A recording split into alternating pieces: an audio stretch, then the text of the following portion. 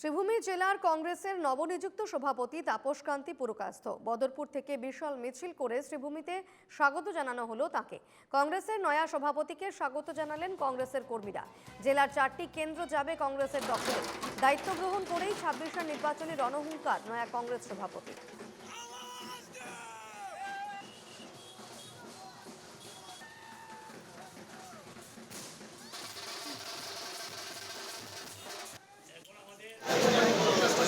আনন্দিত এই কারণেই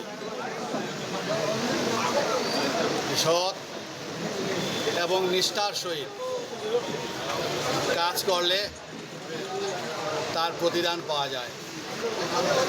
সেটা আজকে আমার বেলায় হলো। কংগ্রেস হাইকমান্ড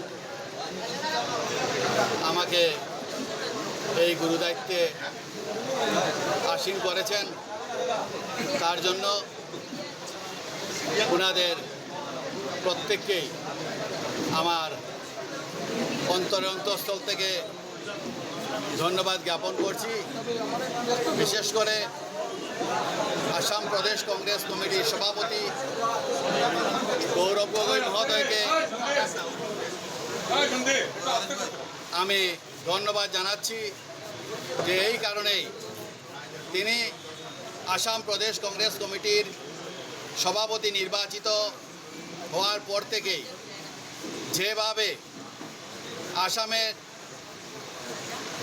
এক স্থান থেকে অন্য স্থান পর্যন্ত চষে বেরিয়ে যাচ্ছেন, ঠিক সেইভাবে আমাদের নেতা রাহুল গান্ধীজিও আপনারা দেখেছেন, তিনিও কাশ্মীর থেকে কন্যাকুমারী তিনিও ন্যায় প্রতিষ্ঠার জন্য তিনিও বেরিয়ে যাচ্ছেন। আমি